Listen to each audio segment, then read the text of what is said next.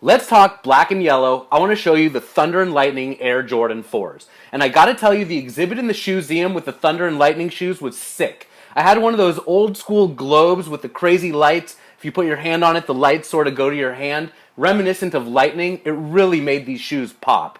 So over here, I've got '06 original releases of the Thunder and Lightning, another pair of the '06 Tour Yellows, and then over here, the 2012 Thunders. And I want to talk about all of these amazing shoes. And let's start out over here with the original release. These shoes were released on August 23rd, 2006.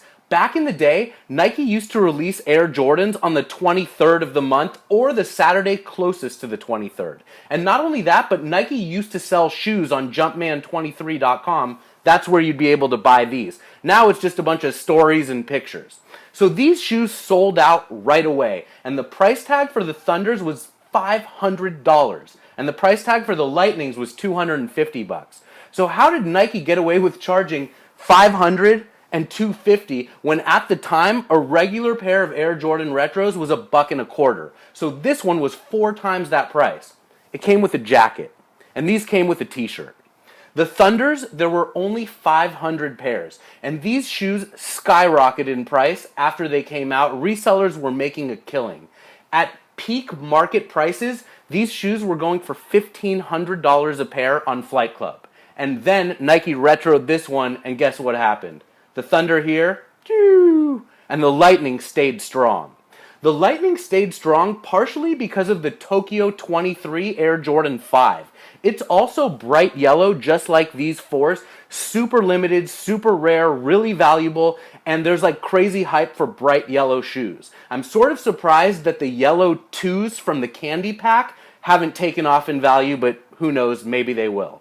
So nowadays, this Thunder is worth considerably less than this Lightning, but there have been a lot of rumors that Nike's going to retro the Lightning, and if they do, this one's for sure going to go down in value. It's definitely still going to be worth a lot of money, don't get me wrong, but typically when Nike takes a really valuable shoe like this and retros it, the original one goes down. Look what happened with the Doran Becker 3s that just came out 2 weeks ago.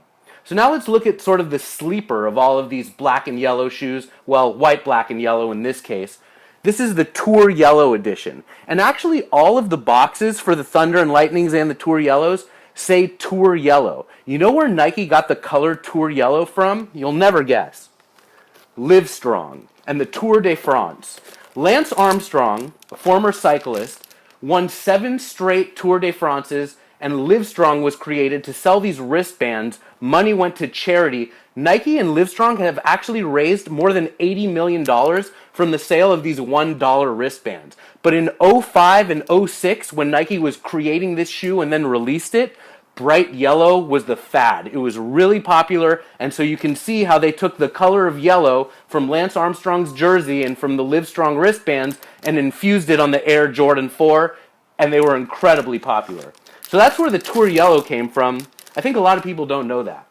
Let's get back to the Tour Yellow edition from '06. You'll notice the speckled midsole on this pair. Remember that the Air Jordan 4 is the shoe that gave us that cement speckled pattern, and it looks really sick when it's yellow and black. The Thunders and Lightnings don't have that speckled pattern on there. Another thing that makes this shoe unique is the Velcro tab on the tongue that reveals the word Jordan Rare Air. And this is reminiscent of the undefeated 4s. There aren't a whole lot of Air Jordan 4s that have that removable Velcro tab.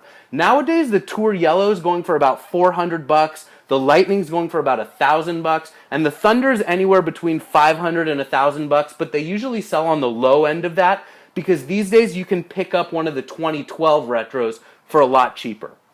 So, December 22nd, 2012, right before Christmas, Nike re-retroed the Thunder. And there aren't only 500 pairs of this model like they are this model. So this shoe was much more readily available. It was $160. Resale market right now is somewhere in the neighborhood of $300 to $400. But you'll notice when you compare the two next to one another, this one looks a lot more new. The Jumpman's going to be whiter, more clear. And that's why people buying Thunders these days are going to opt for this one, which is more inexpensive and in better shape and less likely to fall apart than the older model. And also December 22nd, we got Thunders for kids and girls. Awesome. And so at least nowadays you can buy what once was super duper limited for your kids, girlfriend, wife. Everyone can wear Thunder Jordans. So where are we going from here? I wouldn't be surprised at all if we see a retro of the Lightnings.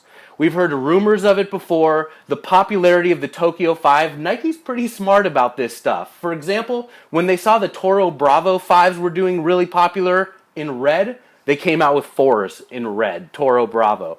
They're keen on yellow being hot, and don't be surprised at all if you see a pair of Lightnings retroed and these ones go down a little bit in value.